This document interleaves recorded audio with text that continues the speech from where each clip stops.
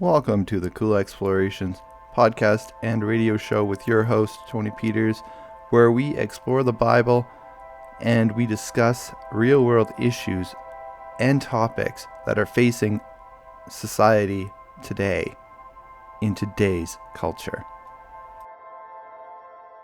Cool Explorations. Today we will be doing a book review. I have not done a book review in a long time. But today, that is what we will be doing. We'll be reviewing a book series by Zachary Hagen, who is a Christian author. And he has a book series that we're going to take a look at. It's called Eternal Chronicles. There are 3 books to the main series, and then there is Lux Terra, an origin story. So Lux Terra, an origin story, just kind of gives you backgrounds. And then there's Eternity's Well, Eternity's Mirror, and Eternity's Refuge. And we'll click in here, we'll take a look at books, and that'll kind of give you some look at the pictures.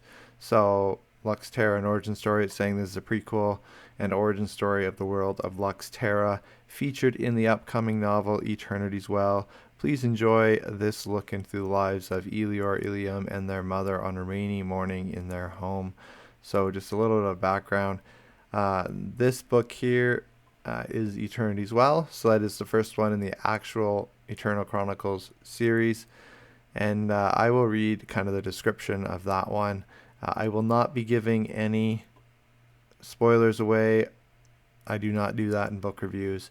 I will be looking at positives and negatives, and you will get both in any review that you see by me. So this one here says, when you lose family, friends, and country, how far is too far? Elior watched as his twin brother, the only real family he had left, ran into a building as it disappeared. Nyx, a cursed merman, watched as his father and best friend were killed in front of him. Opal's father died, leaving her a legacy to live up to and a throne to protect. When they join forces with a wise professor to find the Well of Eternity, can they find answers to their problems? Can the ancient evil lurking in the shadows of society be stopped before it's too late?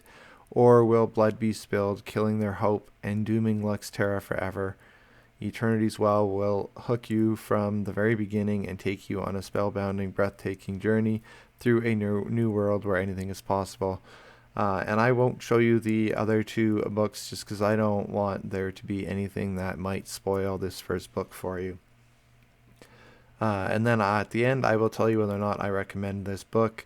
And so in this first book here, in order to get the characters so you understand the characters, the author did something that drives me nuts, but I don't see any way of going around it that Zachary could have done with trying to get these characters lined up together. But the first third of the book really is jumping back and forth between Elior, Nyx, Opal, and these dark forces that are working against them. And we do see them jump back and forth, and it does really I find it really hard to follow at times when books do that, because it just gets to the point where it's like, okay, I'm just getting interested in this character, now we're switching to this character, and then you just get interested in them, and now you're switching to another one, and it just gets really hard for me to focus, and I find it really distracting. But again, I don't see a way that Zachary could have gone about tying these characters together differently. So take that however you want, whether it's positive or negative. For some people, it doesn't drive them nuts. For me, it does. The plot I found was creative, and it does keep the reader interesting, though at times, because of the jumping, I did find it hard for me to actually stay engaged, because we were going back and forth. So it was like, okay, I have to try and keep track of all these storylines. But overall, the plot was pretty creative, and really in the last half of the book especially, it was pretty interesting and captivating, and was able to keep my attention in that last half of the book.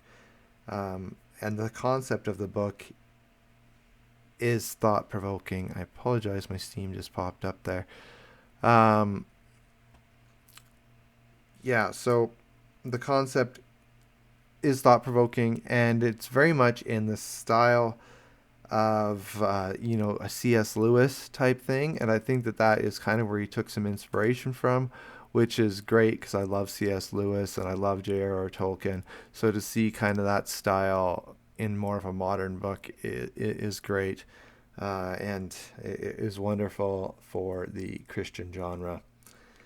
The characters were pretty interesting, though at times I did feel that maybe there could have been a little bit more depth added in some of the characters, especially in Opal. I felt her character was a little bit more shallow, not as developed as what Elior was.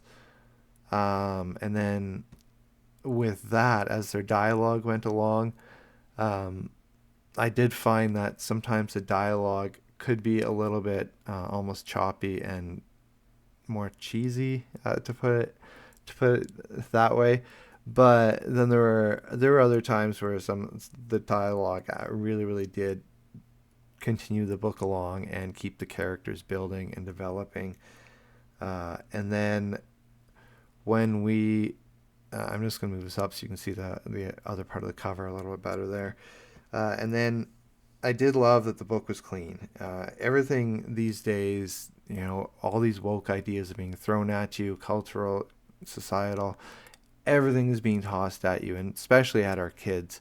So it was nice to have a book that didn't really have any of that stuff thrown in there. It was just this world that he's created, and these characters. It had nothing to do with trying to push a woke agenda or a societal message that way.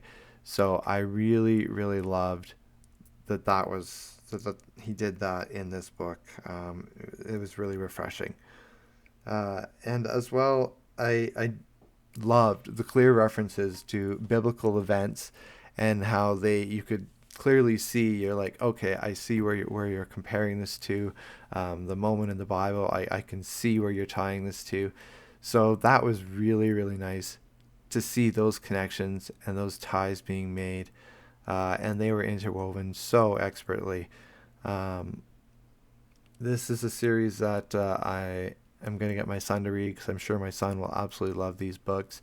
So I do recommend reading these books, and I would recommend just keeping an eye on Zachary. I think he is a great up-and-coming author that will keep you engaged and clearly will keep his books clean and won't be trying to push any kind of agenda on your children. So I really enjoyed that, and I hope that you will enjoy reading this book as well. Thank you for listening to Cool Explorations. I hope you've enjoyed this episode. If you would like to support the work that I do, you can do so by finding me at Cool Explorations on Patreon, or you can reach out to me with any questions you might have through email at tpeters745@gmail.com.